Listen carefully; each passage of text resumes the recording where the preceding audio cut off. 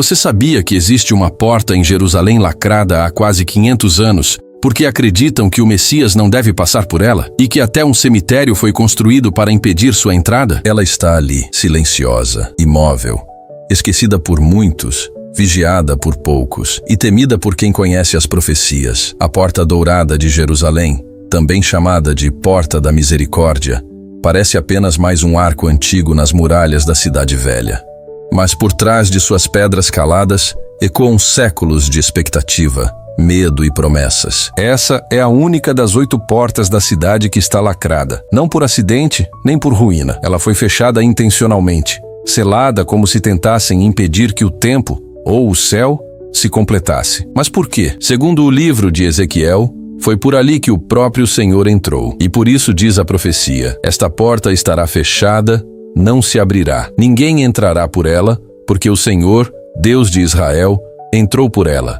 Por isso, estará fechada. Ezequiel 44:2. E o mais intrigante, essa passagem não fala só do passado, fala do futuro, uma promessa ainda não cumprida. E é por isso que durante séculos, reis, sultões e sacerdotes olharam para essa porta não como uma ruína, mas como um aviso. Ali, no lado leste da cidade, voltada para o Monte das Oliveiras, ela tem um significado que atravessa religiões. Para os judeus ortodoxos, é por ali que o Messias esperado entrará um dia. Para os cristãos, é por ali que Jesus já entrou em sua primeira vinda e voltará em glória. Para os muçulmanos, é um ponto sagrado que precisou ser bloqueado. E foi exatamente isso que o sultão otomano Solimão, o Magnífico, fez no século XVI. Ele mandou selar a porta com blocos de pedra e, como se não bastasse, construiu um cemitério muçulmano bem em frente a ela. Coincidência? Não. Estratégia. Uma resposta direta à profecia. E porque, segundo a tradição judaica, o Messias seria precedido por Elias, e ambos seriam da linhagem sacerdotal. Mas sacerdotes não podem se contaminar com mortos. E ali, agora, há um campo inteiro de túmulos, uma muralha, uma porta, um cemitério, um desafio às Escrituras. A Porta Dourada está selada. Mas está selada por fé ou por medo? O rei já passou por aqui e vai voltar. A multidão gritava. Roupas eram estendidas no chão. Ramos de palmeira balançavam no ar. Ali, diante da Porta Dourada, um homem simples, montado num jumentinho, cumpria uma profecia milenar. Exulte muito, ó filha de Sião. Eis que o teu rei vem a ti, humilde, montado num jumento. Zacarias 9:9. Jesus de Nazaré entrou por essa mesma porta, sendo recebido como o Messias. A cidade vibrou, mas poucos compreenderam que ali estava se cumprindo uma profecia poderosa. A Porta Dourada, também chamada de Porta Oriental, foi testemunha da entrada do Rei da Glória.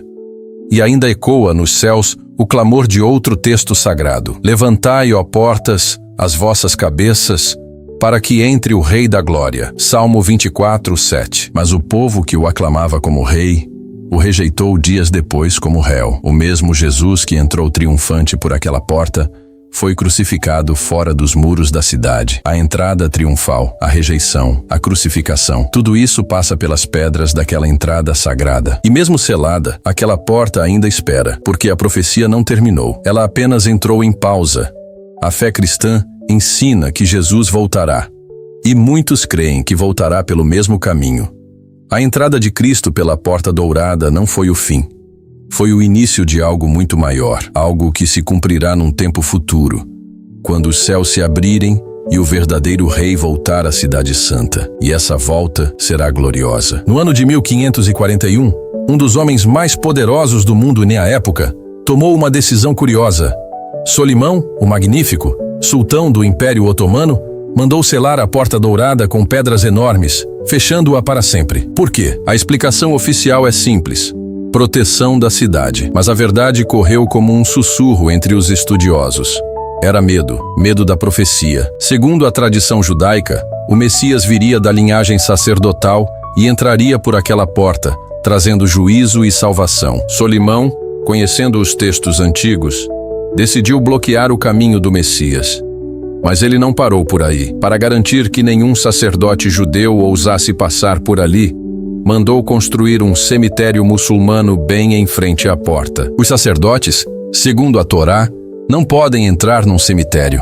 Isso os tornaria ritualmente impuros. Era como levantar um escudo espiritual contra uma profecia celestial. Imagine o cenário: uma porta fechada, lacrada por pedras, e do lado de fora, centenas de sepulturas, como uma trincheira silenciosa contra o cumprimento de um destino divino. Mas o que parecia um gesto de poder pode ter sido, na verdade, um ato de desespero.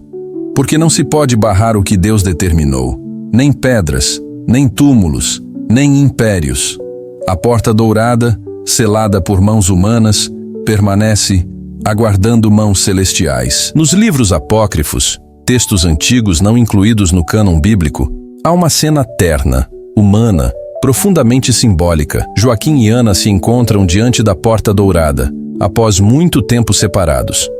Ali, segundo a tradição, Ana revela que está grávida da menina que se tornará Maria, a mãe de Jesus. Esse episódio foi eternizado por grandes artistas, como Giotto di Bondone e Albrecht Dürer, que retrataram o momento como um beijo de reencontro, um abraço entre promessa e cumprimento.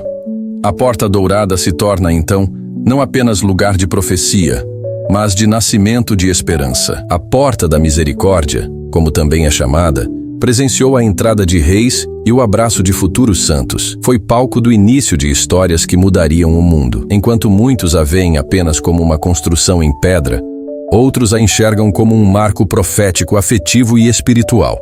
Ali nasceram promessas, e promessas nunca morrem. Há quem diga que essa porta nunca mais será aberta por mãos humanas. Outros acreditam que ela só se abrirá quando o Messias voltar, e isso muda tudo. A Bíblia descreve que o Monte das Oliveiras se partirá em dois quando o Senhor retornar. Zacarias 14:4. E esse monte fica bem em frente à Porta Dourada. Seria ela o caminho para a entrada final do Rei? Muitos cristãos acreditam que sim. Para eles, Jesus voltará em glória, como prometeu, e atravessará aquela porta fechada, quebrando os selos da história e cumprindo Ezequiel 44, uma segunda vez. Todas as portas estavam ligadas a acontecimentos passados, mas esta porta é o cenário de duas profecias, uma que já se cumpriu e outra que está prestes a se cumprir. A Porta Dourada, mesmo lacrada, continua sendo um relógio profético. Cada pedra, cada rachadura, cada túmulo diante dela, tudo parece sussurrar: preparem-se. O Rei está voltando, e quando essa porta se abrir, não será só Jerusalém que vai tremer, será o mundo inteiro. Espero que tenham gostado de conhecer sobre a história de Jerusalém e das profecias cumpridas e as que aguardam cumprimento. Não deixem de se inscrever no canal para não perder nenhum conteúdo. Fiquem com Deus.